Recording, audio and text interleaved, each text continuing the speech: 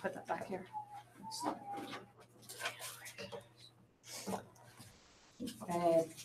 Boa tarde a todas e a todos. Estou muito feliz, estamos da Rede Sonora, de fazer esse encontro, que é uma união entre o NUSON, Núcleo de Pesquisas em Sonologia, e a Sonora, Músicas e Feminismos, uma rede que é acolhida aqui por esse núcleo. E então a gente vai fazer essa série em conjunta, que é muito especial para a gente, um convite para a linda O Keeffe, que é pesquisadora, artista, trabalha com gênero há bastante tempo, tem uma pesquisa sobre educação, tem uma rede chamada WISBOS, que é Woman in Sound, Woman on Sound, é editora também do Interference, que é uma revista da área de estudos do som, que é conhecida pela gente aqui, porque fizemos um evento em que foi publicado, né, o Sonologia 2016, foi publicado uma versão da seleção de alguns trabalhos nessa revista, então eu acho que é uma oportunidade de proximidade entre o NUSON, né, as pesquisas e estudos do som e os estudos feministas. E também muito feliz de que ela não vai estar sozinha, ela vai estar com a Isabel Nogueira, que é uma membra da Sonora desde o começo e nos apoia mesmo à distância, tá, junto nos projetos, e também tem um grupo de estudos de gênero, corpo e música. Desculpa, eu estou um pouco agitada. Gênero, corpo e música. A Isabel tem também tem um trabalho muito importante na área de gênero no Brasil e na área de som, né? Uma pessoa que está no universo da música experimental e dos estudos do som. Então, eu acho que esse é um encontro muito, muito especial. Ela é professora da URGS e acho que é isso. Então, elas vão fazer uma fala. Tem algum problema em ser em inglês? Não? Se tiver, vocês podem parar, pedir para perguntar e a gente pode esclarecer. A Isabel, que tem um trabalho em conjunto com a Linda, pode ajudar nisso. E eu também estou aqui à disposição, todos aqui fazendo esse esforço, tá bom? Então, se tiver qualquer pergunta, vocês vão falar. So, welcome. It's a pleasure to have you, both of you here. I was just introducing, saying some words about you and your works, and how we are happy to have both of you, because it's very close to our themes of study and interests: gender, sound studies, and feminist epistemologies. So thank you so much. Thank you. It's up to you. I stand when I talk. I don't actually like sitting. Like a singer, I need my lungs to breathe when I talk, or you'll notice that I'll start to lose my breath, so I'm going to stand. I just want to say that I'm really grateful to be allowed to give this talk in English. I have so many Brazilian people say to me, "I'm so sorry, I don't speak good English. I'm so sorry." I'm not looking at them going, "You're speaking another language. I'm privileged. I cannot speak Portuguese. I'm in your country." So thank you so much for allowing me to speak in my language. That's a privilege for me. So we're going to break up this talk into sort of 3 parts today. I'm going to introduce my practice. Isabel will introduce her practice. And then we're going to kind of have a combination backwards and forwards talk about how we came together as artists, performers, and social thinkers and theorists, and what we're doing right now with that collaboration. Yeah. So it's going to be a little bit awkward shifting across, but I'll give this a go. All right. So I define myself as a sound artist. All right. So that is a very important title for me. I started training as a visual artist in sculpture, but my medium very quickly was sound. I've always worked with sound since a child. And again, I say sound and not music. My parents bought me Casio keyboards and sent me to piano lessons and sent me to all these music lessons. I didn't want to learn how to play an instrument. I wanted to work with the materiality of sound. I found the ability to do that in art school. And so I began to work with sound as a visual art medium, right? And that's kind of a distinction, and one of the important differences between those who train in music, whether it's modern, conceptual, postmodern music, new music, whatever. There is a distinction in how we are trained, how we look historically at our art practices in relation to how we think about working, again, with the materiality of sound. So that's why I use that term to define myself as an artist. After art school, I realized, as most people do when they finish their undergraduate, you know nothing. You've just entered into the world of learning and you know nothing.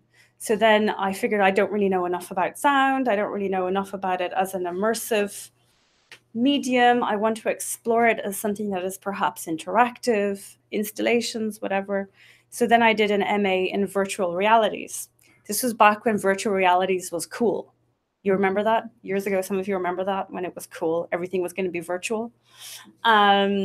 And after I finished the MA, I figured nobody does a PhD this young. I'm going to work as an artist. So I worked full-time as an artist for 4 or 5 years, doing commissions, installations, performances, gradually going into arenas allowed to me as someone working with sound. So designing for dance or theater, working with radio as a space for producing art, as well as performance and normal exhibition style spaces, the cube. But again, I felt this moment of I don't really know enough about sound and what sound communicates and how we engage with sound. So I started my continued postgraduate training, and I did a second postgraduate degree in communications, specifically television and radio broadcast. But mostly I wanted to upskill as well. I wanted to know how to work with the technology I was using, but I also wanted to think about communication as an idea with sound, which is really important. What do we communicate? How is sound communicated to us? What ways around the world has communication changed? How has technology changed communication? And so on. And after that, I decided to move to Chicago and work with some very important people over there. Chicago is quite an important space for sound. The School of Art Institute in Chicago has a sound art school that has been running since the 70s. Some great people there. And I apprenticed myself to Eric Leonardson, a sound artist there, an instrument builder. And so I made some really interesting connections and worked with some great artists. But the connection I had in Chicago was not about that. It wasn't about art. It wasn't about the art school. It wasn't about art people. It was about Chicago. I moved into Chicago in 2008 during this momentous socio-political transformation. There was a black guy running for president from a state that is really racially segregated, that has a lot of poverty, a lot of violence, a lot of middle classes, a lot of the 1%. And this is evidenced in its construction and where it puts its social housing, where it puts its population. It's divided in half, literally, where the poor communities live on one side of the city and the more well-off communities live on the other side of the city. And that division is a color line. It's definitely a color line. And I started to pay attention to the soundscape of this color line. And I began to think about how sounds and the shaping of architecture and the positioning of different social structures created a soundscape which fed back on itself, which impacted on people who lived there. So how they heard the world shapes their experience of the everyday in space. I can say this now. I didn't know that then. I didn't understand what that was. I just knew it was something that was happening, and sound was a really integral part of that. So I came back from Chicago and I had this new idea about exploring sound from this social constructivist perspective. So I decided to do another postgrad because, you know, can't have enough postgraduate degrees. So I did a PhD in sociology with an amazing female professor, Afra Kerr, in Maynooth University in Ireland, because I thought the social seems like the place to explore. I'll spend 4 years doing that. Now, I didn't focus on Chicago. I focused on Ireland and Dublin, the capital of Ireland, because we've loads of social problems, so there's plenty to look at. And I explored it from this sociological perspective, exploring teenagers in poor urban spaces in Dublin, the impact of rapidly changing infrastructures on our perception and relationship to the soundscape. So now kind of the social has become an integral part of my practice as an artist. It's now almost impossible for me to observe the world without having a sociological perspective. So, for example, when I actually do projects, when I engage with communities, and a lot of my work is about engaging with people, as in it's the method of my work. I will have an outcome which is an artwork or a performance or an installation, but there is this engagement that happens before that endpoint. And it usually consists of these typical sociological processes or methodologies. And I often engage with different age groups, but for the last number of years, a lot of the times with young people. Sometimes on my own, sometimes with older people, and then older than young, but younger than old. And a lot of the time, this engagement is connecting people to spaces and thinking about the body in space, things like class in space, urban design, urban planning, and kind of a broad range of those kinds of subjects. The first major exhibition I had that was very shaped by my sociological practice was after my PhD. I won a research residency and solo exhibition to create this work, Spaces of Sound and Radio Spaces. So I did this typical sociological PhD, which was a 130,000 word book. I needed an exhibition. I'm an artist. So I had to find a way to install this concept, these findings, these analyses. And even, is there a plural for analysis? Or is that it? Yes. That's probably, it's terrible. I should know this. So I think it might be playing, so I'll just.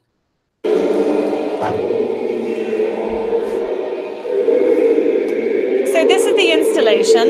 It's recorded with binaural earphones and a camera here. So I won't play through it all, but if you go to my website, you can visit the exhibition. But I'll just show you briefly what it does.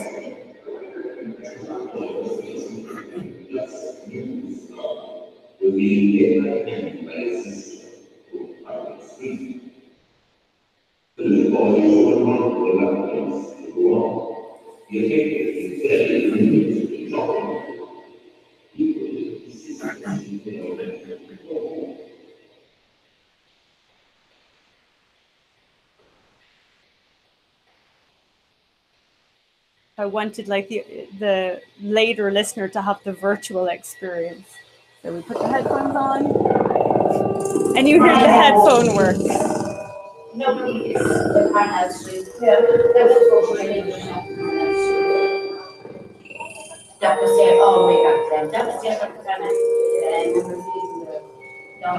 So I won't play that for too long. So there's two large rooms, and basically with the on the website you can go into the entire exhibition and hear all the sound works. It was basically me finding a way to make artistic representation of these findings, or to find another way to present sociological sonic findings, which is always, the, what's the word? Not difficulty, but challenge. to think about representing social ideas, whether it's feminism or social class or race, you know, out of theory, outside of theory and writing and academia, how can I present these in different ways? My current practice is exploring environmental ecology. So I have been very interested in the last 2 or 3 years in exploring ideas about renewable energy and renewable technologies. Probably not from the standpoint most people are, which is that I'm kind of a critique of them, mainly focusing on a sort of the issue of how renewable technologies are a technology that people say these are good and we should put them everywhere. The end. And there's very little critique about where you put them and what impact putting them there has on a local community, if it's a rural community, an agricultural community. What is the long-term impact on the wildlife in that particular area, and so on. So I've been working in Iceland. So this is me taking all my gear to record in Iceland. I have a lot of gear. And so I have been working in Iceland, the Terra Alta region in northern Spain, China, Beijing, and northern England. Northern England in the Atlantic Ocean has one of the largest wind farms, just off Barrow-in-Furness. So I've been going to these different places and recording the sounds and exploring the nature, but then listening to the sounds of these new technologies emerging in this world. But this is just the environment of Iceland. But I have been going into, they're now practically completely hydroelectrically powered in Iceland. So these, you know, almost invisible in the landscape engines going deep, deep, deep, deep underground and producing those kinds of noises resonating into the ground, into the rivers. And that's one floor. It's one floor and one turbine.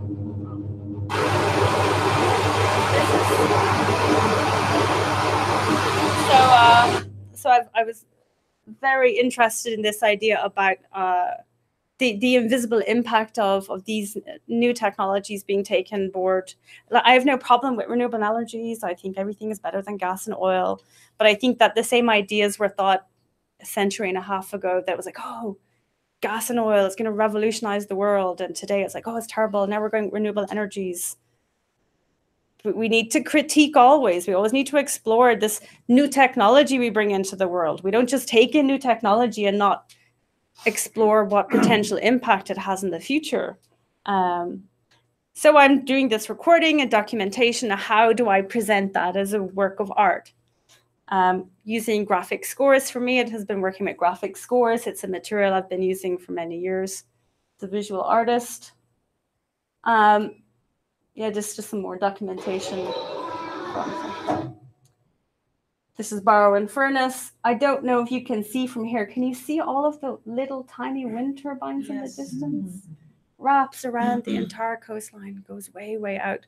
I'm having conversations with the wildlife people who run these wildlife reserves right next door to the turbines, and they're talking about reduction in birds and reduction in some sea life and so on. There's some investigation needed. So this is my Barrow-in-Furness graphic score. This is my Iceland graphic score, my Tarragona. This is a exhibition I have, is touring at the moment with that exploration of these ideas about renewable energies and sound and so on. So this again comes with the sound, but it's a 5-1 installation. So this is just stereo, so you don't really. So wherever there's 2 speakers on either side of each graphic score, 3 on one side. As you approach a graphic score, you hear that particular composition. If you move away, you move towards the other graphic score. In the middle, it's a collection. So anyway, I found it. Are you at this one? Or are you next? I am next. After this. After this, yeah. No, I don't think so. No? No. I think you opened the wrong PowerPoint. That's okay. That's okay. I'll open the right PowerPoint. It's fine. Just a second PowerPoint. No. Let's see. Need this? Is it okay to go near this screen Sure. now? Sure. Yeah. I think your screen. Yeah. Great. Oh yeah, this skip. Sorry about that.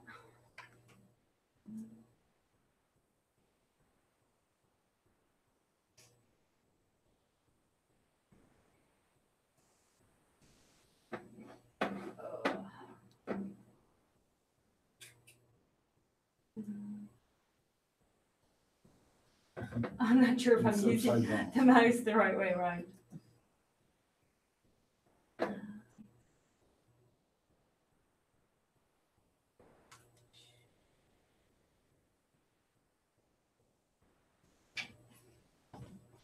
I know where it is on my iPad.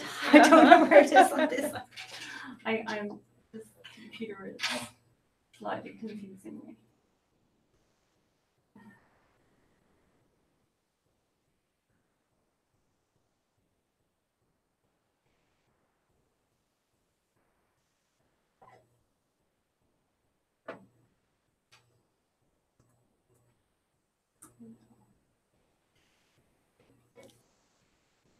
Right.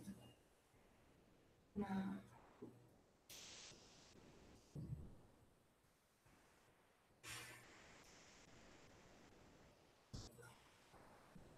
Linda, Yeah. let's go with this one. It's okay. Well, I have the PDF you made. Ah, yeah? Yeah. Though I'm not sure that all the words are in the right order. No, maybe not. How's this one? Is that okay? Sorry, can you see the screen? Oh, wow. I see. Let's go with yours. To present yourself. Okay, okay. All right. You're just gonna have to whatever mistakes that I did with Adobe. Okay, no problems. See if I can get this screen across. Do you help? I'm trying to try that. Like go across to the other Always like screen. I don't know how to help. You're It's going to okay, coming it's back okay. to this one. Don't Yeah. worry, don't worry. It's okay. I say on my computer I know where it is, but on this Yeah. computer I can't find it. Oh, it's okay. It's okay.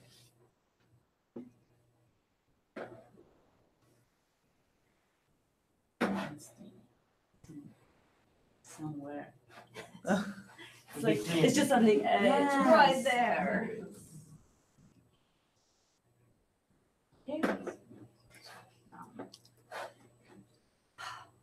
We just need to get to the first picture.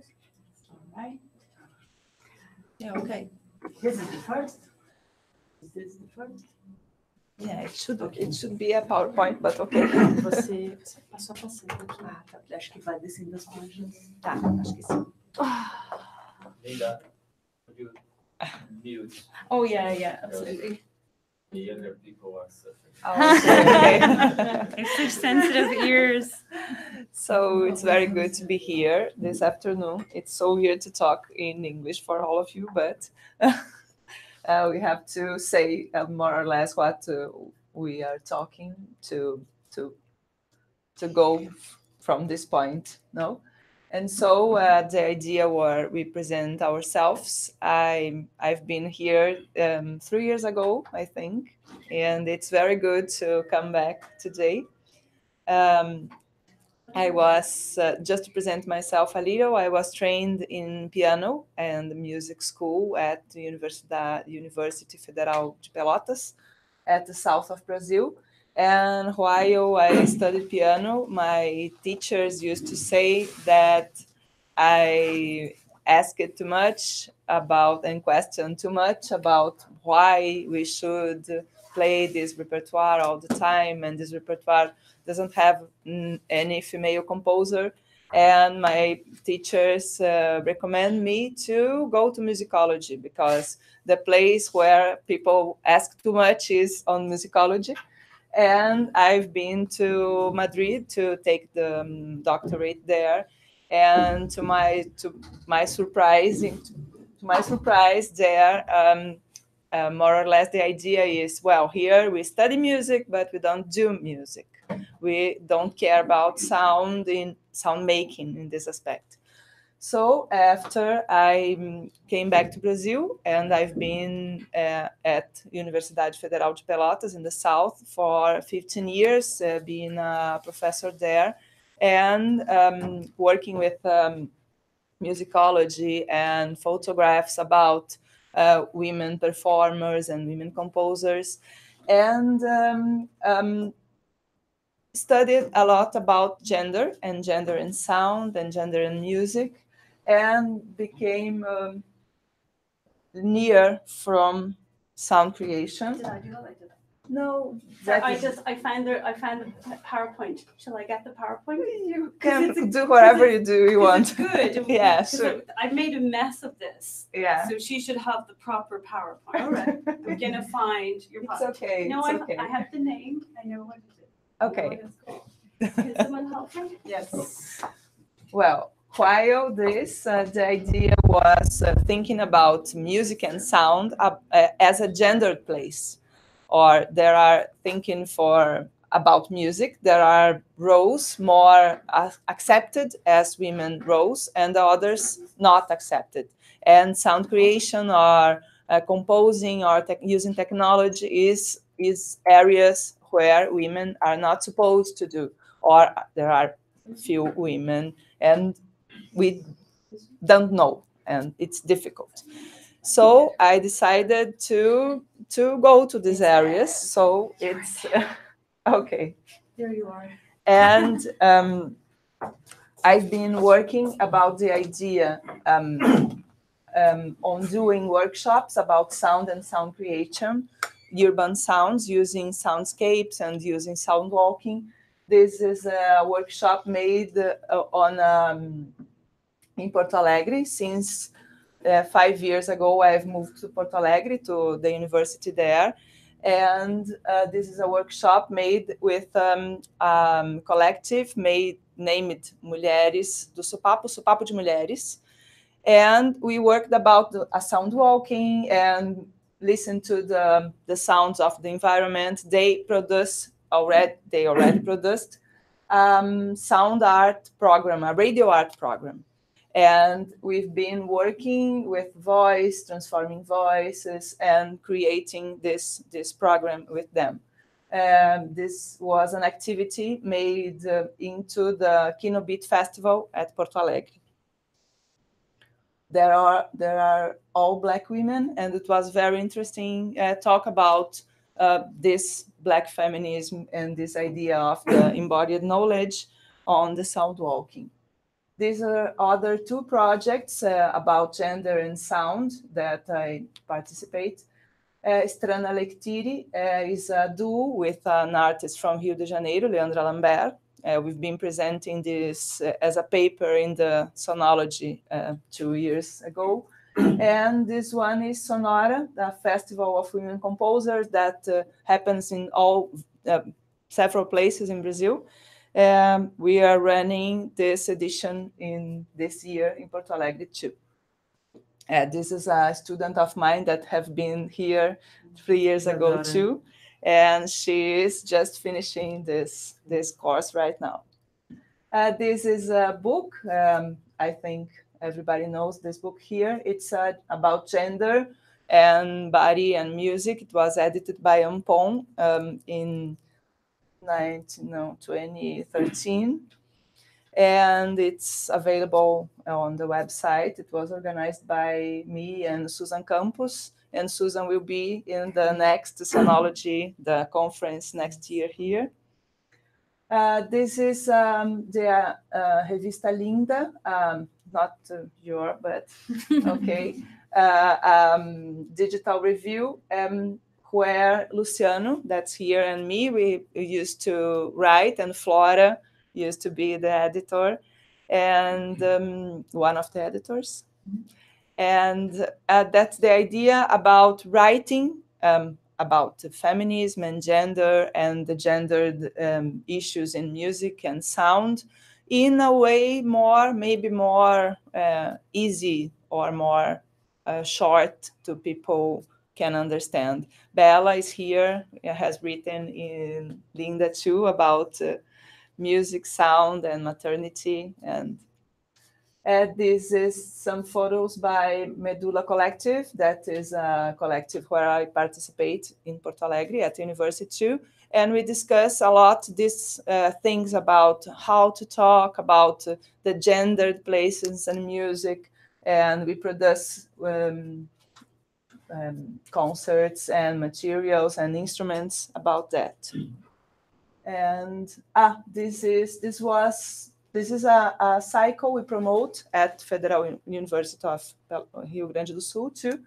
It's a concert, one concert a month, only with women playing. And so in this, the last one, we played together, presenting this work that we've been working on since October on the past year, no? Yeah. And this was with Raíra Costa, an artist from Rio de Janeiro, has just released an album by Seminal Records, and with Tiziana Skur, that just released an album too by Sisters Triangula Records, two net labels, Seminal Records by Raíra and Sisters Triangula by Tiziana. And the idea is to make the women sound production at the university. This was not at the university, but was in another place we have, named O Lugar at Porto Alegre, and it's open if you want to come. And this is a performance we'll have tomorrow with the ECOAR, the Marília Velarde's group here. With a piece we've been working on with Clarice Lispector words that it's If I Were Me. So we've been changing, in this process, we've been changing letters, changing sounds, photographs, and about this text of Clarice Lispector, we wrote, each of us wrote If I Were Me. The text, the original is Se Eu Fosse Eu. What should we do if I were me? That's the idea. We will perform, we'll present this tomorrow if you are interested in, at NUO Espaço Núcleo, the Marília Velarde space, at 5 in the afternoon. And Women in Sound. Yeah. Right. So so in 2014, I moved to the United Kingdom from Ireland, teaching position. Finally got that first job, and I was, very excited to move to the UK. It's quite an important space for the sonic arts and music technology, and this is when going live is slightly problematic. But when I arrived in the UK, I found to my astonishment that it was still gender exclusion in music technology spaces and performance spaces. And I started getting a lot of invitations to different spaces to present my work, present my practice, just because I was new, possibly because I was female, I'm not quite sure. But I, again, found that I was always one of very, very few women in these spaces. And we don't get asked back because they had us. Do you know what I mean? They had you. You were the woman that they had for now. You're not going to get asked back again. Next time they run it, they'd be like, oh, we need a couple of women. So no, we already had her. You never get part of that scene. You never get to be part of the network of the guys that are always going back, not even necessarily invited, just assumed they will be back. And I just, by 2015, I was just really angry, right? I'm working over 10 years in this field where at the very beginning, I made excuses. I thought, well, it's a technological field, by definition, quite gendered for a very long time. Music technology, by definition, quite gendered for a very long time. And I also read the work of some theorists, feminist theorists, who had explored the history of the kind of emerging of music technology in the 1980s as a way to counteract the becoming mass unemployment of young white men in England, especially during the Thatcher years, when they were going to lose things like the coal industry and the iron industry, and the government needed a new industry for these new young men who would be out of work. And so computers and technology is emerging. This could be the new industry, but computer science is maybe too much for working class boys. But maybe the creative arts and technology is more approachable. You don't need such good grades. So there is kind of a history of thinking why this particular gender moves into this field and becomes dominant. But it's the 21st century now. It's like 4 decades since then. And I started to get a little bit frustrated. And I attended a conference in the UK, no names. There was a music technology conference, and in the midst of that conference they created a women's conference, and in it they presented new statistical data which showed that since the 1990s there has been a massive drop of women participating in music technology.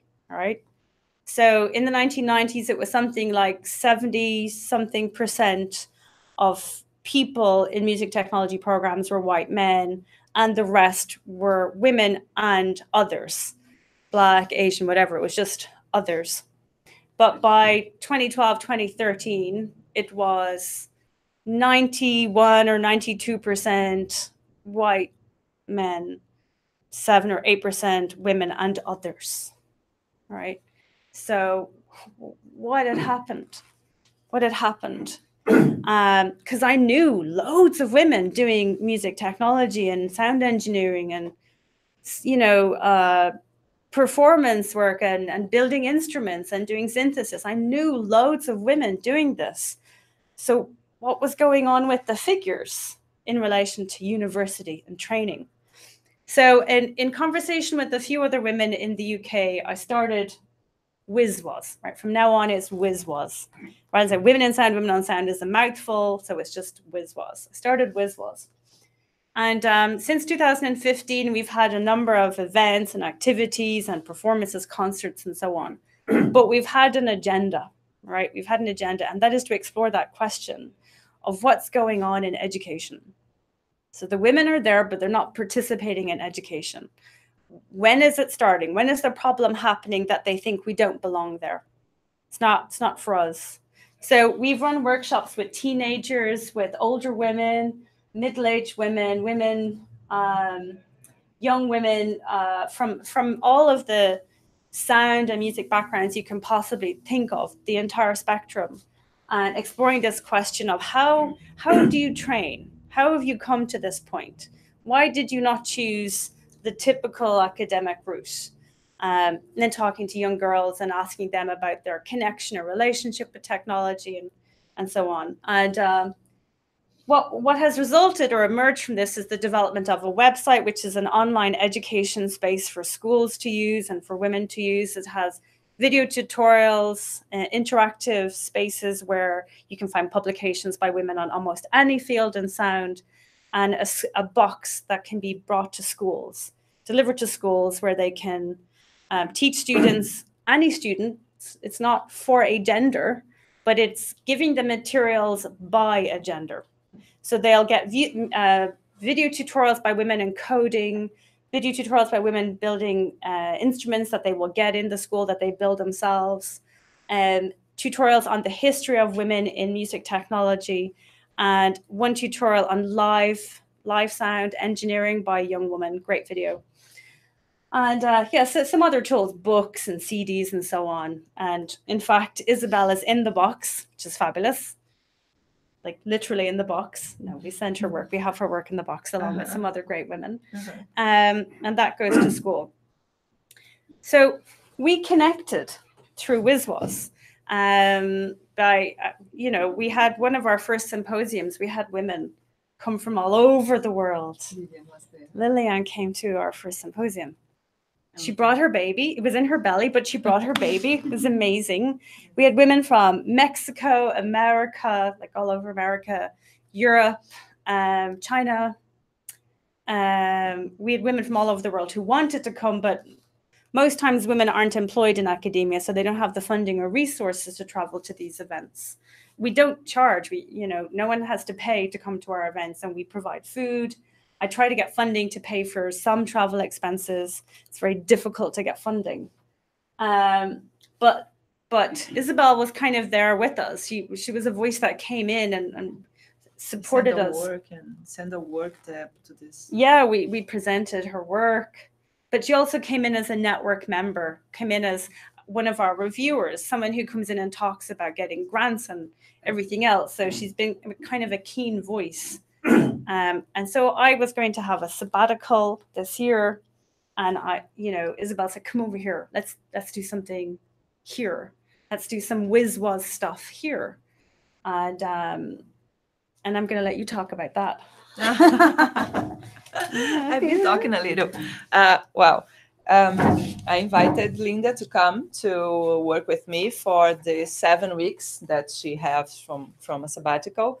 She took the what's the entire name of the British Arts Council? And another resources from your university too. And our work will be for these 7 weeks, and we have a deal with another project from my university that is called Girls in Hard Sciences. And so we are working in workshops on schools with girls from high school, and they are constructing things with Arduino, and they are constructing things with technology. And so we've been there before coming here, and we've been talking about this relationship about women, sound, and technology. After we will go back there to do a sound walking. And we've been doing another sound walking with women artists too in Porto Alegre. We'll talk about this in a moment. And we are been sharing things before she came here. We've been sharing letters and photographs and sounds, as I said before, to just prepare this kind of works. And we have this idea on how develop the education of women and sound. The idea is to make women think they are able to work with technology. And we'll be doing interviews too.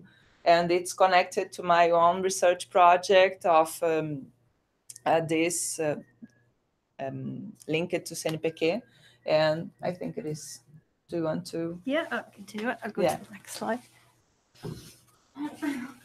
So one of the first ideas that myself and Isabel had was thinking about what should we do together? What is the idea that we're doing together? What is the first step of thinking about sound and gender? And we kind of thought about creating a methodology, right?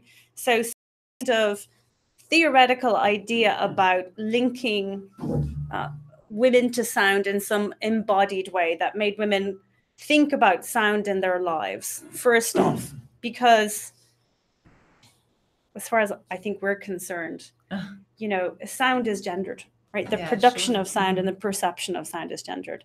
I've worked with teenagers for years and years at this point. And when you talk to teenagers about how they hear the world, or how they expect the other gender to hear the world or produce sound in the world, it's different. Oh, girls are so loud and they talk on the phone all the time, and they're, and girls will say, boys, they scream all the time and they're so aggressive and they shout at you. And there's all of this backward and forward idea about how sound is produced by a gender. But then from an ethnographic perspective, observing how young people, for example, interact in public or make sound in public, or how they're expected or allowed or not allowed to make sound in public is quite gendered. Working in schools, I've witnessed teachers telling female students to always be quiet, always sit down, always be respectful. Quiet is the dominant word there. In the boys' schools, I've always witnessed this sort of boisterousness, loudness, an expectation that when there's a break time, one is allowed to be loud. All right. So, so you're kind of thinking, well, if there is a gendered performativity in just producing and perceiving sound, how does that play out in our lives as artists, as performers? Do we perform and hear sound differently based on how we were expected to perform and hear sound as young people? Kind of think we do. And in talking to women in the workshops that we've been running, we have been exploring this idea. And it has been emerging that for most women, listening and making sound is a gendered act. Mm-hmm. Now, Judith Butler says that gender is performed, but therefore it can be unperformed. All right? And that's kind of the important thing, to not just say it is the way it is, just biology, whatever, but to think about the fact that some things aren't biology. And sounding and listening, while it is a biological act, the perception of it is not.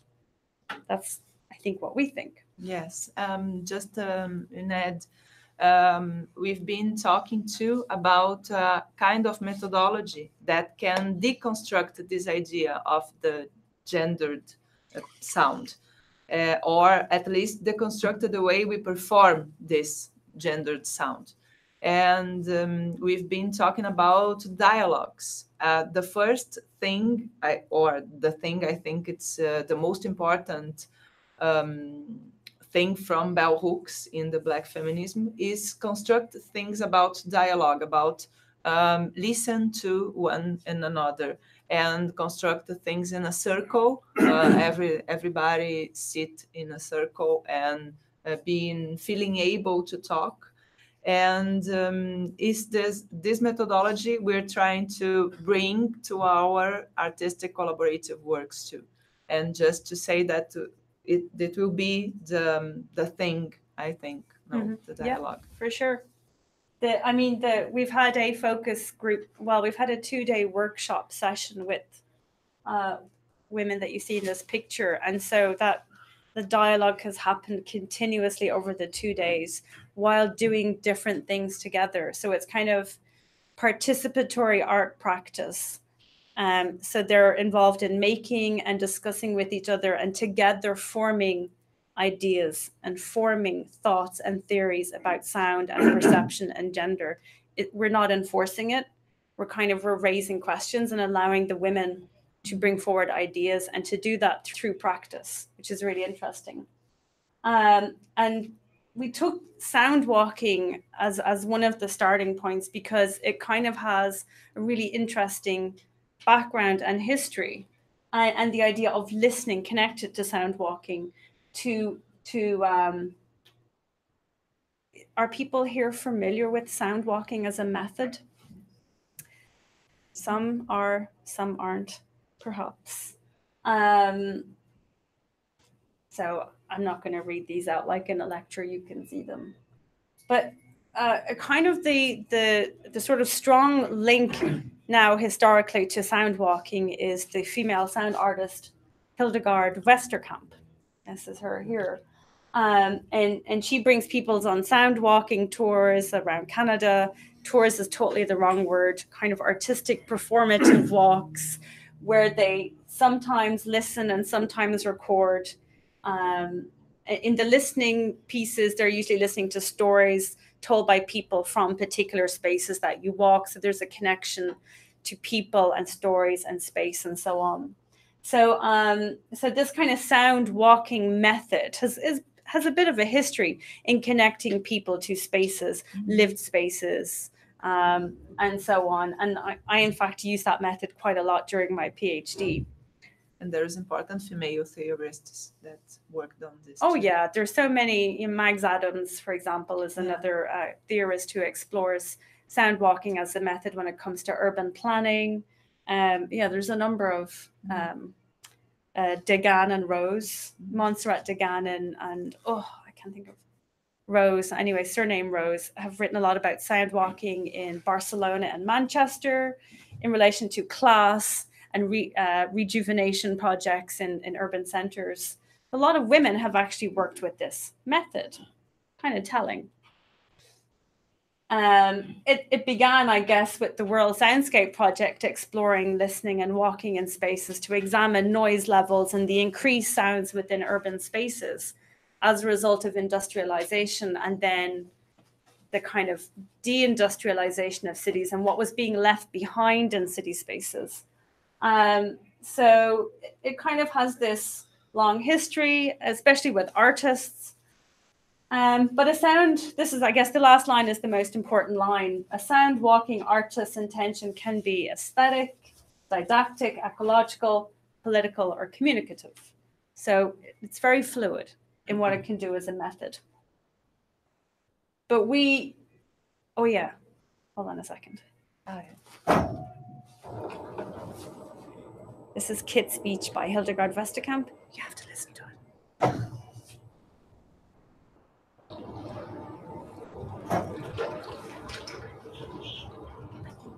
It's a calm morning. I'm on Kit's Beach in Vancouver. It's slightly overcast and very mild for January. It's absolutely wind still. The ocean is flat, just a bit rippled in places. Ducks are quietly floating on the water. I'm standing among some large rocks full of barnacles and seaweed. The water moves calmly through crevices. The barnacles put out their fingers to feed on the water. The tiny clicking sounds that you hear are the meeting of the water and the barnacles. It trickles and clicks and sucks and...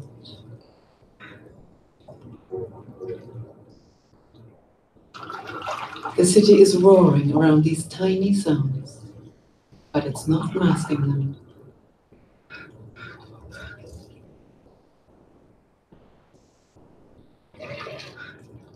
I could shock you or fool you by saying that the soundscape is this loud.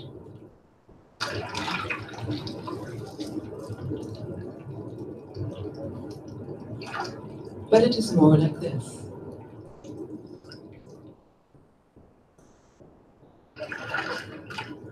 The view is beautiful. In fact, it is spectacular. So the sound level seems more like this.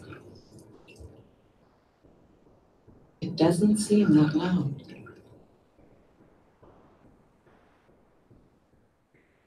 So what I find really pertinent about that piece is that she's talking about this idea of perception, of how we tune in and tune out of things. And this relates very much to how we combine in our methodology deep listening with sound walking. And Pauline Oliveros, who created the deep listening method, talks about training our ears to hear, and in particular ways. She talks about the difference between passive and active listening, how as active listeners we become more cognizant, aware of the sonic environment and its meaning to us, its disturbances or enjoyments or flavors, whatever. And she was training people for nearly 3 decades in listening methods for a variety of reasons, to be better as performers or musicians, to become more connected to the environment and ecological issues, to be more responsive to our bodies within space and the impact sound has on us. I trained with her, and it was quite transformative for me to think about deep listening connected to sound walking. So when we worked together, we decided, well, these 2 methods work very well in our methodology, to combine these 2 ideas of very deep listening while sound walking with the focus on gender within the soundscape. So we asked our group to think about the idea of how there are ways in which we subjectively define sounds as male or female, or masculine or feminine, or how in certain spaces we might feel endangered by the sounds around us. That there might be particular sounds that make women feel comfortable or uncomfortable or safe or whatever. And at first there was a slight like, I don't understand. And then, you know, we sort of just asked, we said, well, what's a masculine sound? Cars, engines, machines, screaming, men whistling. I was like, okay. So and initially it was like, how can you? And then, you know, and then what's a feminine sound? Quiet, soft, high, blah, blah, blah. But after a while, after a day or two of working together, there was this, actually, why do we do that? You know, they started to ask, why do we do that? Why do we say that's a masculine sound? And why do we say that's a feminine sound? Why can't that be a feminine sound? If I think about it, I like that sound. I would like to produce that sound. So, as Isabel said, deconstructing ideas about definitions of masculine and feminine. And in part, some of that is maybe to become more comfortable with the soundscape, but also to think about what sounds you could produce, what sounds belong to you as a person that you could perform with, perhaps. She's also great as a composer. She was fabulous composer. I think the only woman, because I'm being filmed, my certainties are not so good now. Someone will email in and go, no, you're totally wrong about that. But at one point, she was the only woman to have been awarded the National Award for Composers Award in America for her contribution to music. You know, she worked alongside John Cage, Steve Reich, Marty Feldman, and so on back in the day. She was producing works with them within that same movement of new music in the 60s and 70s. Do you want to talk about this or? No, can go. All right. So the methods. So you've got the methodology, which is the theoretical concept behind what we're doing, which is what I just talked about. Oh, I'll turn off the buzzing. It is irritating me as well. Oh, okay. No. I don't. I don't care. Yeah, me too. It's kind of, it's like, I've already got a ringing in there, so it just kind of adds another layer. So these are the actual practical methods that we do within this methodology. We explore sharing skills. So one of the things that emerged within the WISWAS focus groups in the UK, when we talked about where did you train? A lot of the time women were saying they learned off their boyfriends, off their husbands, off their friends, off the internet. Internet is very important. But the thing was, it was about a network. They learned through different ways of reaching out and looking for help or going online. So instead of going to university, this is how they're training themselves. And for a lot of the women we talked with, it's actually quite similar. It was quite similar. So we talk about sharing skills, and in the workshops, we share skills.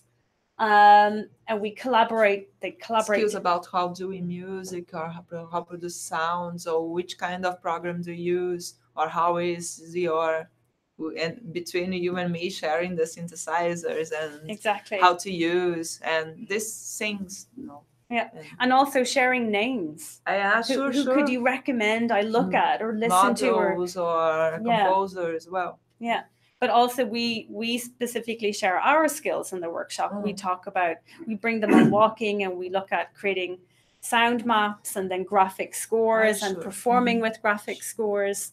Our particular skill sets we talk about. And also, as Isabel mentioned earlier, we kind of state very clearly that this is a safe space for them to talk about issues they've had as women working in this particular field.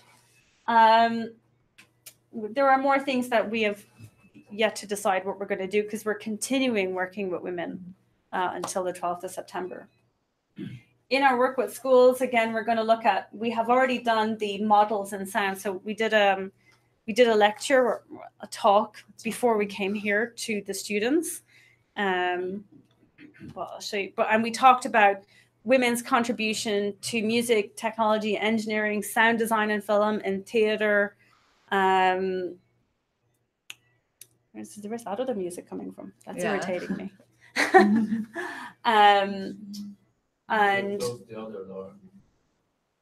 And the construction of instruments and so on. So what we tried to show the girls is that there is a history of women contributing to the field of sound in a very broad way. And it's not like women's participation in this field is something that is just emerging as a result of a second wave feminism or something. Women have been part of this field for more than a century. So we gave this talk, and when we go back, we're going to work with the students again. We're going to have workshops with them, but we're also going to work with the teachers.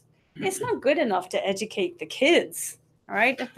They're going to school to be educated. We need to talk to the teachers. That's one of the things was we create the box for the kids, but we talk to the teachers first. We talk about who they present to their students as examples of composers, performers, technologists.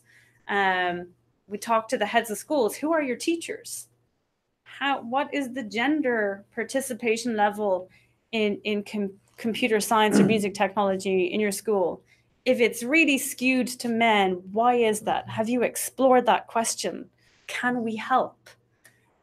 So we're going to work with the teachers next week as well and talk to them. And sometimes it's not their fault at all because they get a curriculum and the curriculum tells them who they have to teach. So it's higher than the teachers.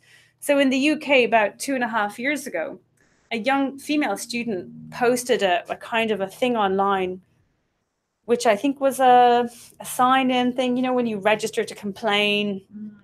I don't know what they're called. And it was the curriculum for music in the schools in the UK 2 years ago came out for the year. And this is a curriculum that spans classical to pop. And there was no females on it. None. And this young girl was like, come on, I'm 16. I even know there's women doing this at this point. And, the education ministry came out and was like, oh, sorry, we should fix that. But get on that right away. So sometimes it goes up and it goes up and you have to kind of start at the top, but we're kind of topping and tailing, trying to do both. And we hope the idea is to develop a research in a box for Brazil, starting off with Porto Alegre. That will be, that's a goal. It's a goal. Research in a box is? The research in a box is the name of this toolkit we send to the schools. Yeah. Sorry, I should have said that. Research in a box, activating women in sound. That's what the box is called. And it's a physical box, the schools borrow it, and then they have the online space as well to work with. Of course, you have to consider things differently in different countries. So the school that we're working with doesn't have internet, doesn't have the funds for computers and technology. So, and we also have to think about social class when it comes to issues about exclusion and technology. And sometimes you have to think about race and social class and women when it comes to these issues. So we have to be open to the problems that can be in different spaces to tackle these exclusions. So now I'm just going to show you some images and talk through those images. So these are the workshops that we've been doing with the women, the female artists in Porto Alegre. We did, as you saw in that picture earlier, we did sound walking, we did discussions, and then they did sound maps and created graphic scores. These are the graphic scores they created. And then we performed the graphic scores. It was quite a new experience for everybody, but they really enjoyed it, I think. Yeah, sure. Yeah. Because I kind of gave a talk on graphic score, graphic composition, and the history of graphic scores. So that's the sharing skills part. And we gave a talk on sound maps, Murray Schaefer, the history of mapping and so on. And this is, I was working with the schools. And the next image is just lovely. So this is introducing these girls to female composers of the 20th century. Never heard works like this before. You gotta love the reaction. It was amazing, and it was good. And like I say, we're gonna go back and we're gonna work with these girls again. So that's our outreach. That's the outreach stuff. This is informing the personal collaboration that we have together. Thinking about, okay, so we're exploring these ideas about perception and listening and femininity and gender. Are we taking that in? Are we folding that into our world as artists? Because sometimes you can be working as a theoretician or researcher and you kind of keep your work at a bit of a distance. You forget to take it inside yourself. So we have been exploring these ideas ourselves in practice. How does it change our work? How should we perform? How, is there a different way to think about sound and performance and so on? So we've been sharing skills, sharing ideas, performing together, talking about what's working, what isn't working, and thinking about concepts that are exploring ideas about body and performance and technology and becoming comfortable with technology and talking about our fears. And one of the main things that emerges when talking to women about technology, especially for most of us who haven't trained in music technology or engineering, so we always feel insecure.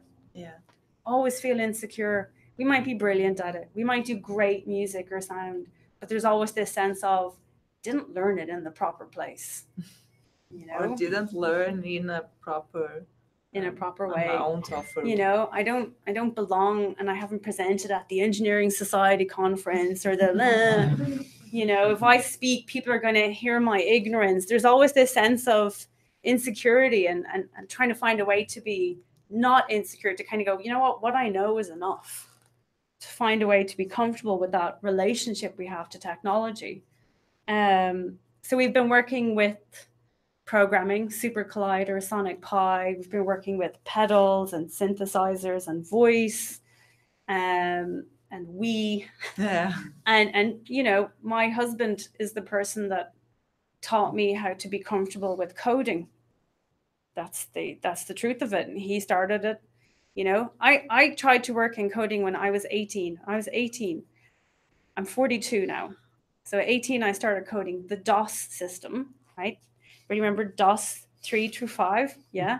I loved it. I made my first banner, scrolling across the screen with colors. And then, I don't know, I just stopped. I got a job, post office, typical feminine counterwork job. And then for some reason, I told myself for 2 decades, I wouldn't be good at technology. And it's taken a long time to overcome that idea that I'm okay with technology. I'm good and technology is okay with me. And it's okay to say that I learned how to use technology from a man. That it's okay to say that, and then we're going to work together and maybe she'll teach me something about technology and I'll teach her something about technology. And it'll be okay to say she knows more than me and we kind of just share a bit. We know pieces of something, but we don't know the whole thing.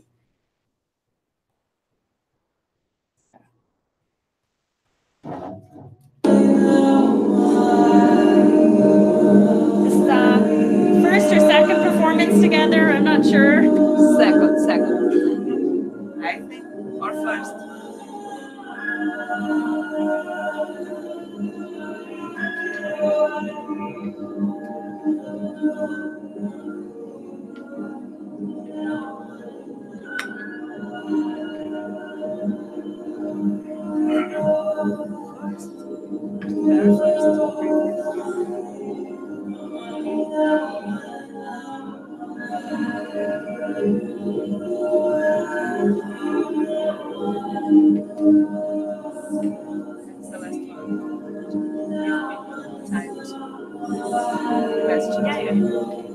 All right.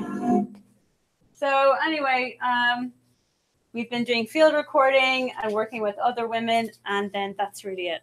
That's it. That's a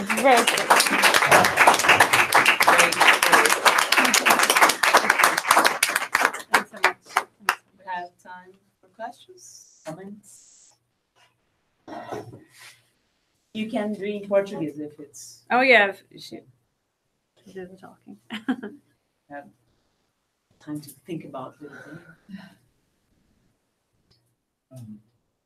I might add, how do you think about how do you think about adapting the music box?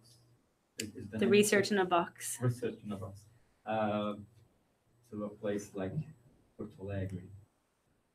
Yeah, I think that you kind of have to come at it by working with the teachers and asking the teachers what they need first off, you know, and then you ask them what time they have, because for example in the UK a lot of the teachers are so overwhelmed, they're so busy with the curriculum, they're like, where do we get the free space to run a workshop, where do we get the time?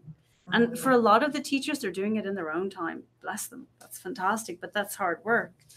So you have to ask the teachers, what do you need? I mean, if you're already teaching them some technological program or some music and art stuff, you know, is there something that we could create for you that could be folded in, that isn't adding to your workload, but starts to address the gender inequality in a, you know, like if it's in the materials or if it's in tutorials or web stuff or other kinds of materials that we can bring into the classroom. So we need to talk to the teachers first and ask them what would work for them. And then we work with the students and see what they enjoy.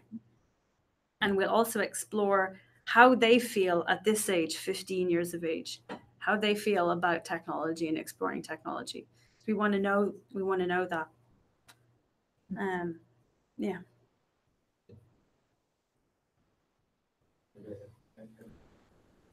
I'm a little provocative, but have to talk about differences in the perspectives of those teachers, like maybe in Porto Alegre, São Paulo. The teachers might not know that they need.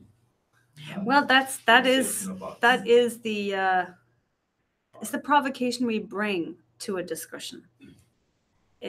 We kind of talk about the fact, you know what, we don't even need to bring it. They know that their students aren't going into male-dominated fields like engineering and computer science and music technology.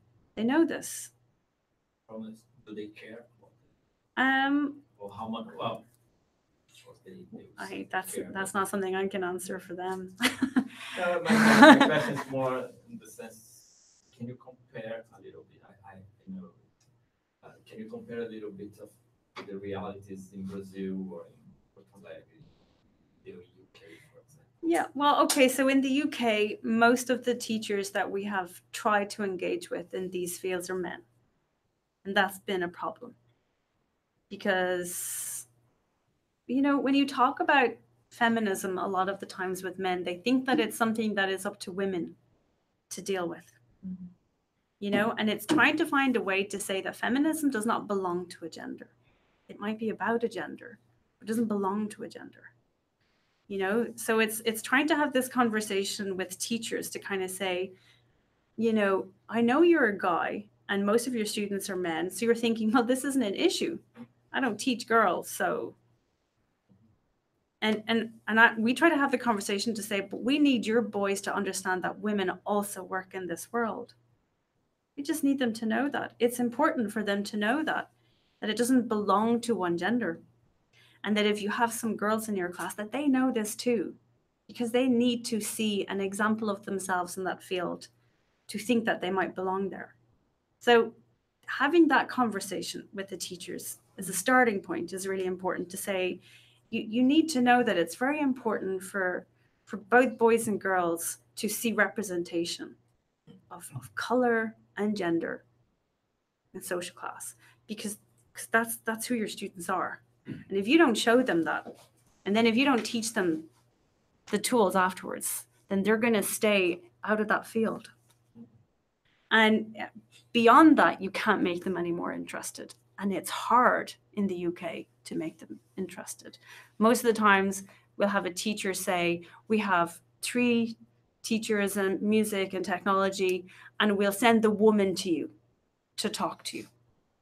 And we try to say, well, it would be good to meet with all of the teachers who are teaching the students in this field. This is a conversation for all of the teachers. It's hard. We've only just started working with the schools here, so I won't know until we move forward with them if we're going to meet that same barrier. Does that answer your question? Yeah, sure. Yeah. There's people on the internet asking for the questions. Be louder. Are you louder? Oh, you just have to. I'll do this now. Isabel, you're going to say something. Say just that in my university, we are trying to work hard on he for she project. And so we will discuss this with Linda too, maybe to Research in a Box can be a project by university, and we can deal with the schools too, or help in something. And so the professor that coordinates this project, named Girls in Hard Sciences, is part of he for she too, and we are trying to include in other areas, and it's a way, I think. I mean, it's increasingly the arts is connected to technology. Yeah. Whether it's computer science or coding or engineering in some way, even if they're art students, even if they've art students, I think it's sometimes important to show the art students, again, that women work with technology in a creative way. Because like I say, it's more to do with the fact, I think the focus is primarily on the third level education, all right? But there's a reason for that. I know that women can work independent from universities and become amazing whatever in their fields. But then they're outside of the networks, and they know this. They're outside of the networks, right? They're not part of the crowd that is appearing at different events and getting work because they know so-and-so and getting commissions because they know so-and-so. You know, a lot of the times they don't have the degrees or the qualifications, so they can't apply for the grants. They can't apply for the jobs at the universities. So you see this trickle effect of this non-participation through college and through school that goes into the next phase, and work and commissioning and research grants. And again, you might look at that pool and say, see, there's no women. There's no women doing the work. There are over there, just slightly invisible. And I think it's great that we can independently train ourselves. I think that's wonderful. But that should be a choice, not a fact of life. Yeah. You know? It's important to say that this kind of gender problem is not only in the field of technology. We here have I was just talking with my wife about something that just happened here. I opened a lab for improvisation, free improvisation, and I opened 6 vacancies for students to gain a scholarship. And I told my students that I would have 2 criteria to have different instruments, various types of instruments, and gender diversity also. But I had only 6 boys that are enrolled in the course. So in composition and also in improvisation, we have this same kind of problem. So I was discussing with her, what could I do? Because I in all the classes I had, I made a divulgation of the program. We are opening a group for improvisation, and everybody is welcome. But I would like to have men and women, boys and girls, but only the mankind. So maybe, as you said, it's something that has to come before in the beginning of education to open space for the girls to show that they can deal with composition, with conducting and improvisation, that are mainly men men plays, right? So in the group that I have, the Orchestra Errante, I have some girls there. Well, it's not half, but it's almost half. But this new group that I just opened, I was expecting that the girls would come. And there is a list of people that would like to go, and there are 6 more, but all boys. Actually. So it's difficult even to work with this. I would like to know if you have any kind of action trying to do this, not only with technology, but with this kind of fields you both that involves creative activities, because it looks like the girls, because of their education, are mostly involved with performance, if they are. Yeah. And they play in the orchestra or sing, but there is a very difficult issue related to girls that want to be composers or improvisers and so on. Well, okay, so tiny bit of advice. Yeah. A tiny bit of advice. So 4 years ago, I was asked by my university to give one of, so we have a module, a first-year module, where every lecturer in the department gives a lecture in their field to introduce the first years in creative arts practice to the variety of fields that are in the college. So I gave one in my first year on it's an introduction to sound and music, and it's basically through history. It starts off in ancient Greece and ends in about the 1980s. And that's just in an hour. Don't ask how I do. I'm gonna be able to do it for 2 hours this year. Yay! But in my first year, I decided that I would, I had the usual list. I was Googling this, that, and the other, compiling from my years of teaching, and I suddenly realized I had a boatload of guys in my list. And I started to think, well, you actually know female composers and sound artists and engineers. Why didn't you put any of them in there? And I just start popping a few in. And then in the second year, just popped in a few more. And the third year, so I'm trying to get to a point where it's 50-50 almost. Now, I know I can't do that from the beginning. And the beginning isn't about gender so much at that time. It's more about space and sound. But as we move into the 20th century and the 19th century, it starts to become about individuals, as it does. And trying and then in my third year it was like, Linda, you've mainly white women and you've mainly white men, and starting to think about that again and rejigging the presentation and who I give as examples.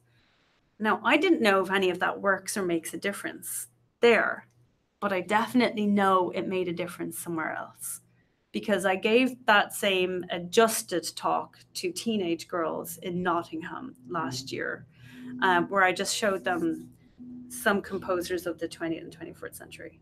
And this was Nottingham is quite a mixed racial community of Black and Asian, and it was girls' school. And afterwards, I had girls come up and say, I didn't know there was any Black women doing anything like that. That's amazing. That's it. And then a woman who worked in the gallery where I was giving the workshop came up to me afterwards, and she said, I'm a cellist. I never even heard of these Black women. I didn't know there were Black women. Do you know what I mean? Yes. And so I don't know if it was changing anything in my students, because they don't, I'm sorry, but undergraduates don't talk to you. They don't share. Postgrad share, undergraduates don't share. But I think you need to show them. Yes. Yeah. I think you need to say, look at here, this is an improviser who's a woman, whatever. Just so they can think, I could do that. As a simple starting point. Yeah. I think that's I try it. to do that. Yes. Yeah. It's difficult to make a perfect match, but Yeah, Right. look at its work. It wasn't easy, yeah. you know, for me even, it wasn't easy. And I Facebooked a question to my network to kind of go, can any, you know, there was a point a few years ago, I didn't know female sound designers for film and theater. Now I have a list. I have a list, and a list that stems back decades of women sound design and film. But, you know, maybe 4 or 5 years ago, I would have said 0. I know 0. Maybe that means there is 0. But that isn't the case, you know? So just from a simple starting point, it's trying to find a way to show them that. Yeah. Definitely. Yeah. Yeah.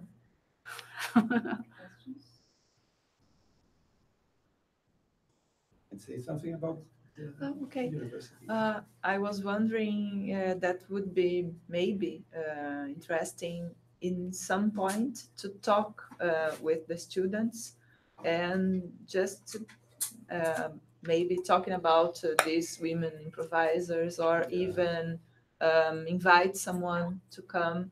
I think the idea is to make possible that women can see themselves as doing that, because the idea that we've heard in general is I will not be able to, so how can I do there and to be criticized, not for you, but for the colleagues, or thinking I'm not good enough. And so I will not do. The thing is much more to encourage and to show that are other women that do that, and your way is okay, your sound is okay.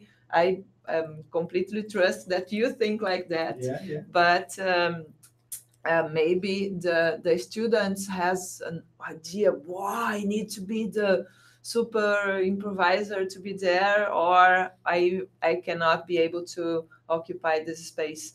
So I think it's about this, and I think it's interesting in some point invite someone, a women improviser, to be there, and people say, oh, okay, maybe I can be. But also, and why that's a really good idea is that a woman can show them that making a mistake is okay. Yeah. Because it's okay for everybody. But girls don't feel it is. Don't feel like that. Girls don't feel like that at all. Yes. They feel that you have to be perfect. Yeah. Or you can't be part of it. You just go out your home when you are a baby girl if you are perfect. If you are just like, because you are trained to that. And so we've been talking that men are mostly encouraged to make mistakes than women. Okay, and let's try. Okay. I don't know how to do, but I know. Yeah. And I don't know. I even know I will break everything, but I will do. And women, no, I will think about it. I will, and and definitely not trying to break anything ever. Yeah. That's it. It's good to do that. Apparently.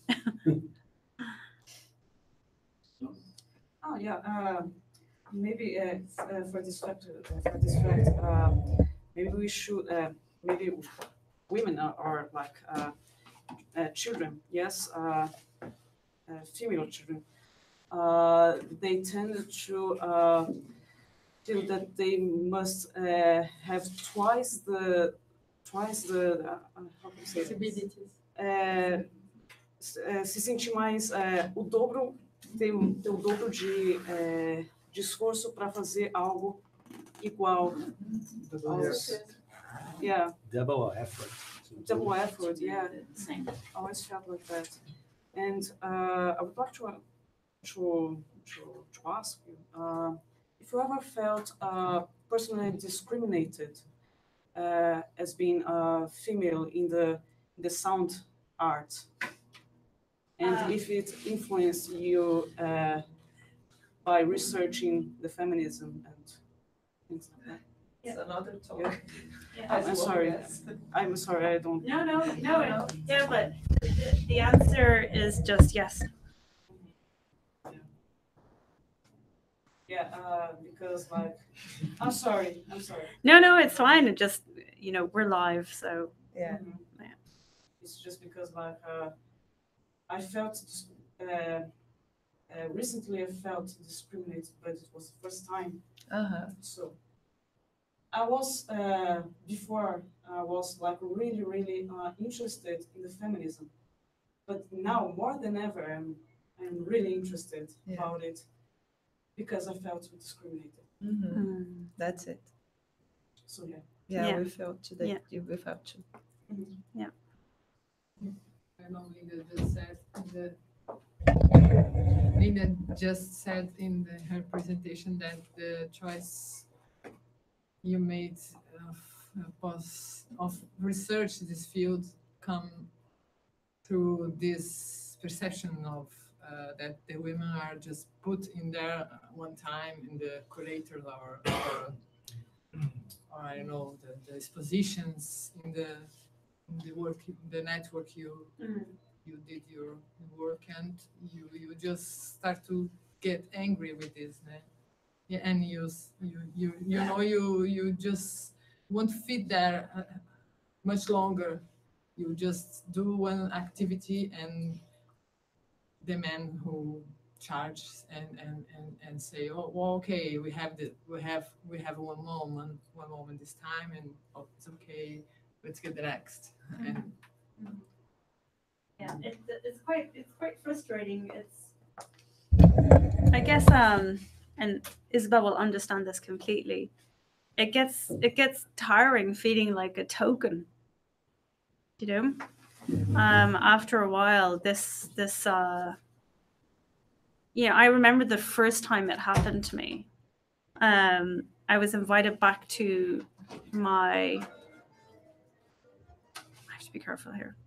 I was invited somewhere, and I was specifically told that someone had said, oh, the panel is all men. We need a woman.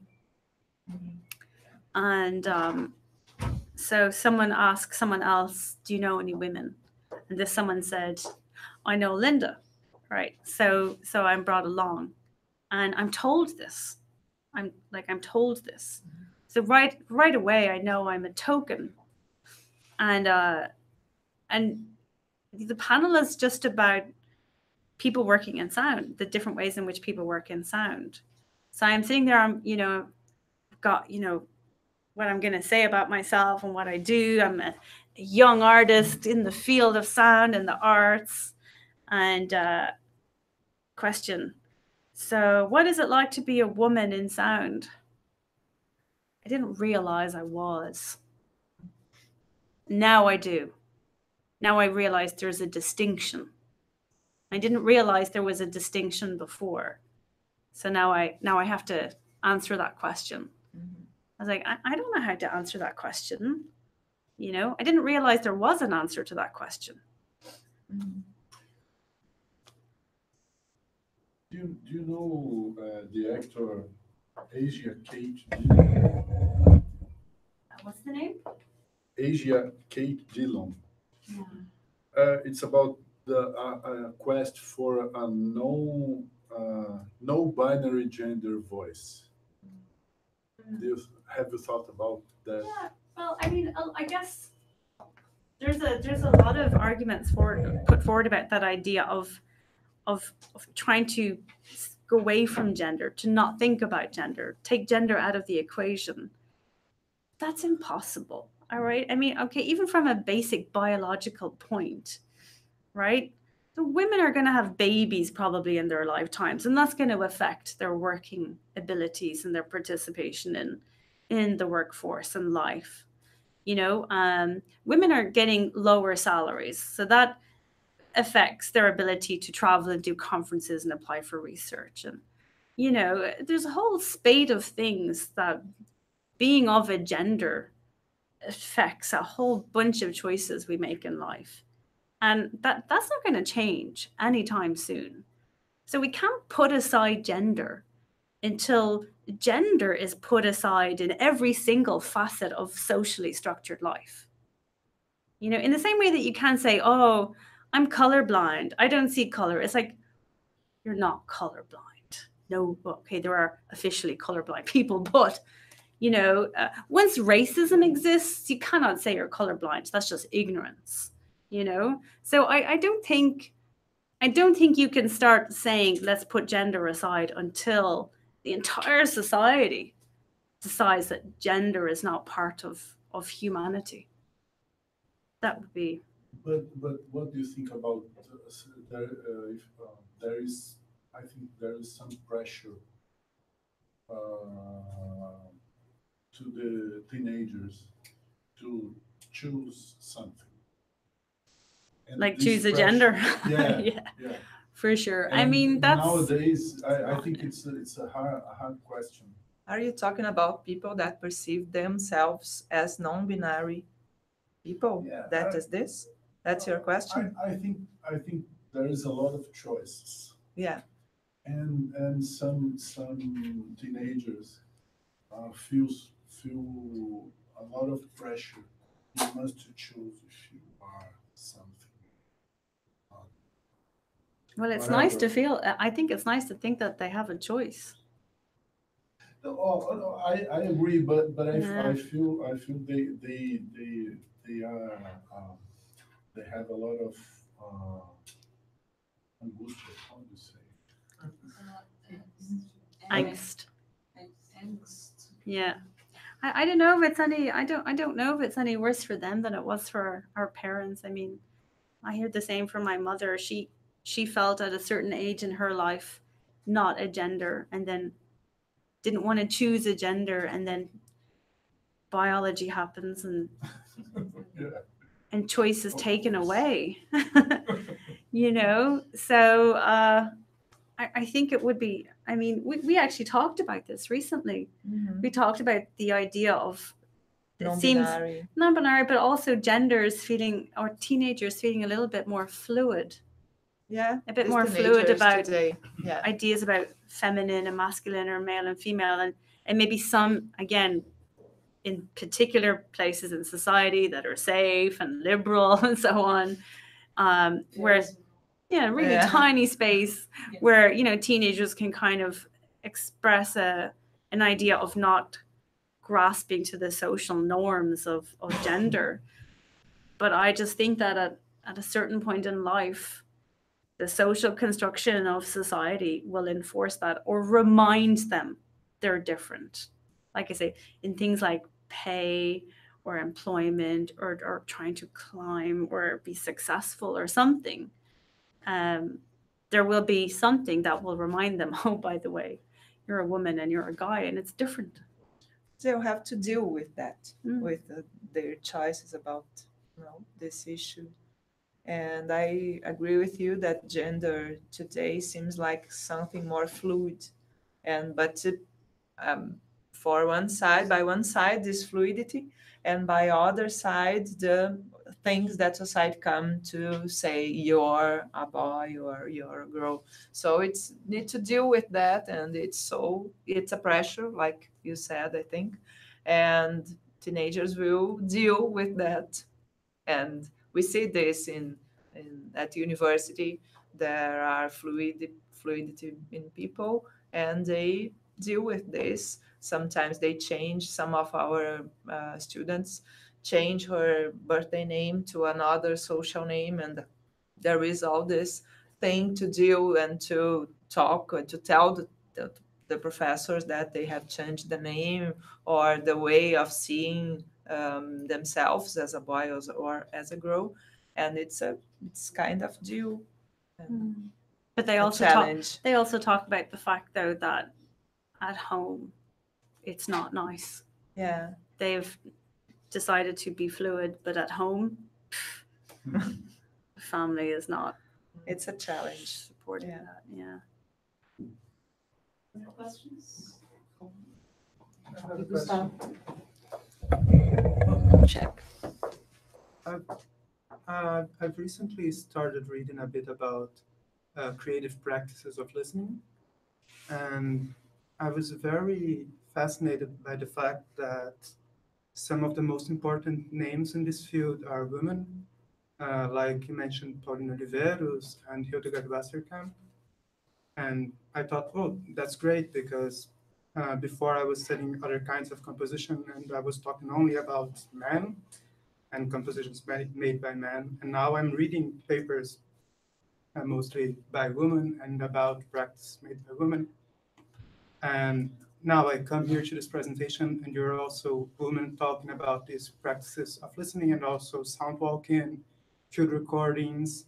And I was just wondering, do you think it's a coincidence that listening has more resonance in women practices? Or is this also kind of, is this gendered in some way? I mean, Paulina Oliveira's obviously also worked in electroacoustic music and stuff, but I think she's most famous for her practices in deep listening, right? While in electroacoustic music, you can maybe talk a lot about electroacoustic music without even mentioning Paulina Oliveira's. But when it comes to listening, it's predominantly, I don't know if predominantly, but it surely has more women involved. So do you think this has something to do with the fact that listening would be gendered as more female, while speaking or new complexity or some other kinds of composition have the stereotype of males? I don't know. That's something I've thought quite a lot about. You know, when I attended the workshops with Pauline, it was definitely very balanced, very mixed in those in attendance. So you would never say it was more women mostly or whatever participating at the workshops. It was definitely very balanced in those attending. So I don't think that there's a particular gendered approach to listening or thinking about listening that men might necessarily say is feminine or masculine. But there's definitely an approach to technology that's masculine, that's seen as more masculine than feminine. So, so with Pauline, she is a brilliant composer of synthesis and technology in a world dominated by men. So yes, she is going to not exist. And she decides that she is going to create a method that is an approach to teaching. She didn't actually come to prominence because she created that method. That's the funny thing. It was another woman approaching her in the 90s because she created this method in the 70s. And she was working with the Deep Listening Band for like over a decade. So she didn't actually bring this out. It was actually other women approaching her saying, we would like to use this method in this way to create these workshops, and we want you to be part of it. And so, yes, she came to prominence because of that from the 1990s, because of another woman approaching her and saying it. But yeah, I don't necessarily feel that listening has become gendered. I just think that technology is gendered. And so women might approach performance and sound, and this is what I was saying at the very beginning, they might approach it in a particular way because they feel like an outsider in that space. But I think men also work a lot with listening and listening as practice, because I know a lot of men who do that. Mm-hmm. I don't know if that answers your question. Yeah. And Hildegard, sound walking, I think that that came with the World Soundscape Project, and that was like lots of people. But she just became the dominant voice, the person who worked with it consistently as a thematic approach to art making. And yeah, I guess a lot of women have taken it on. But again, I know a lot of men who have taken it on. And it's quite possible we could be gendering it ourselves. We have to be careful of not doing that as well, of making listening a feminine thing and walking a feminine thing. Yeah. You don't want to do that either. Yeah. You know, it's a hard one. Yeah. It's a tricky one to balance.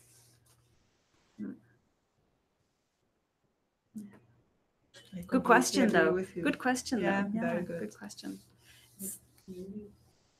Maybe we are talking about very complex problematic about how we gain some background of gendered activities. Actually, we are teach that we have to listen.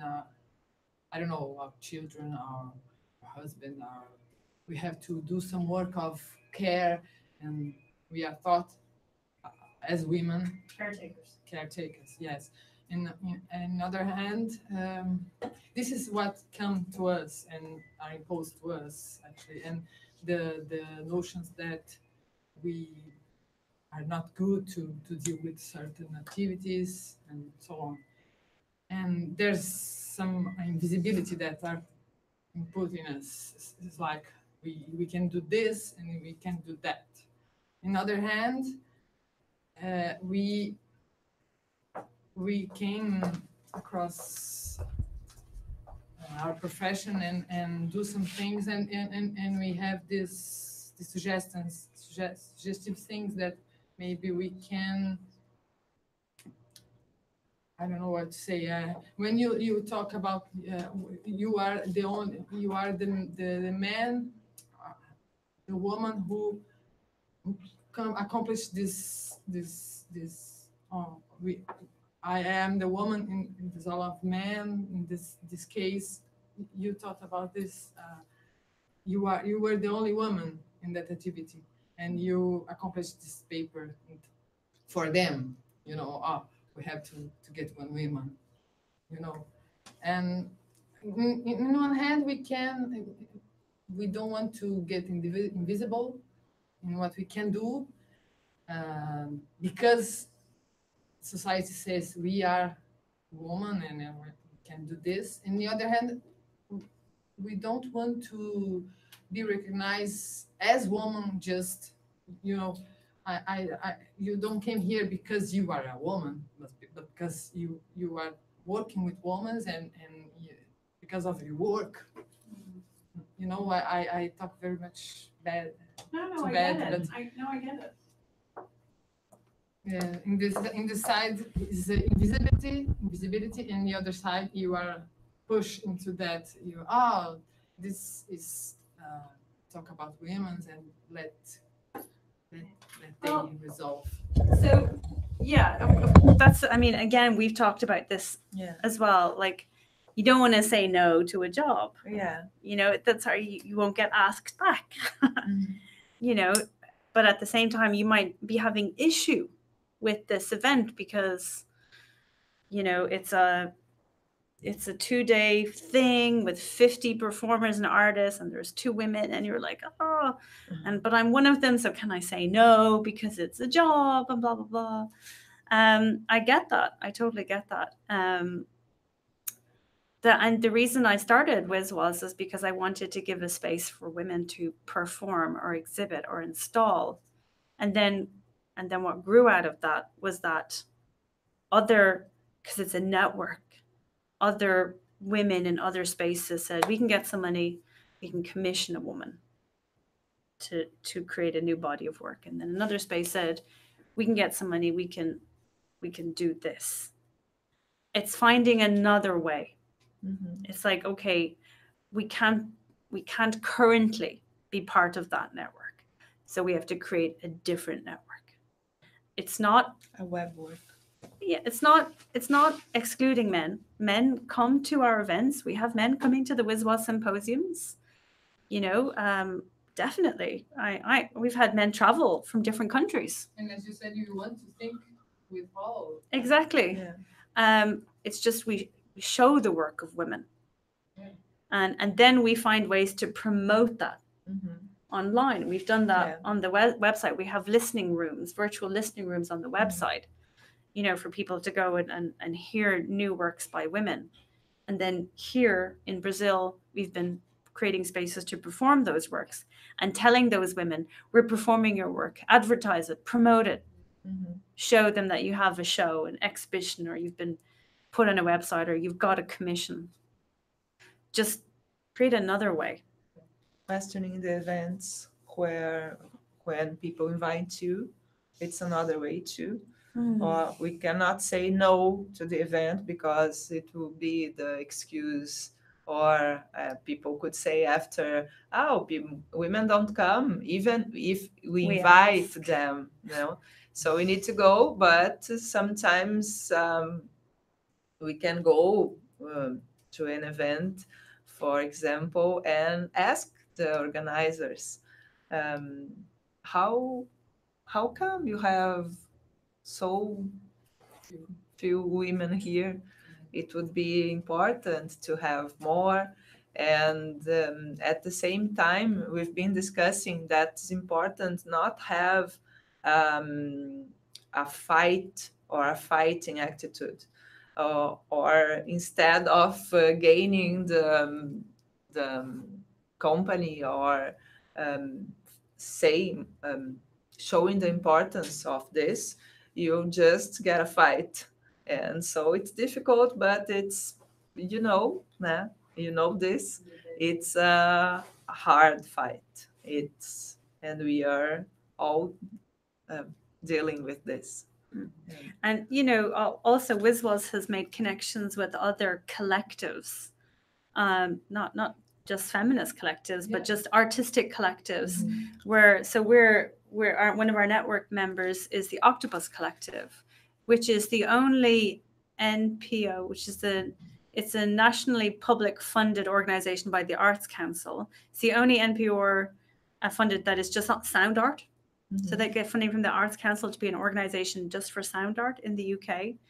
And they're a network member, and we meet with them regularly and talk about gender participation. We also talk about race and disability and everything else. We have these conversations with them, and it's run by two guys. But I'm a director on their organization. So we have a voice in an organization that promotes the sonic arts, music technology, and performance. And, you know, they have transformed. I mean, they've been doing this themselves for a number of years, but they want to be part of WISWAS to really invest in diversity in all the ways that diversity manifests itself. It's not only about women. Yeah. So we have, you know, we're kind of networking with different organizations to be part, to kind of say, you know, let's have this conversation about diversity and equality and participation, and, you know, change things a bit.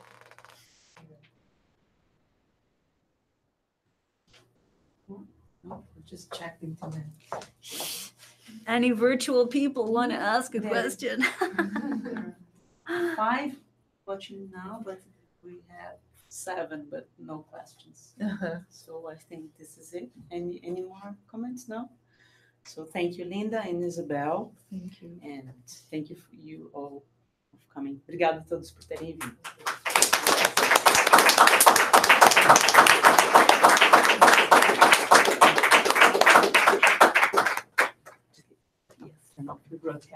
Now we can say the real truth. No, it's still on. It's still on.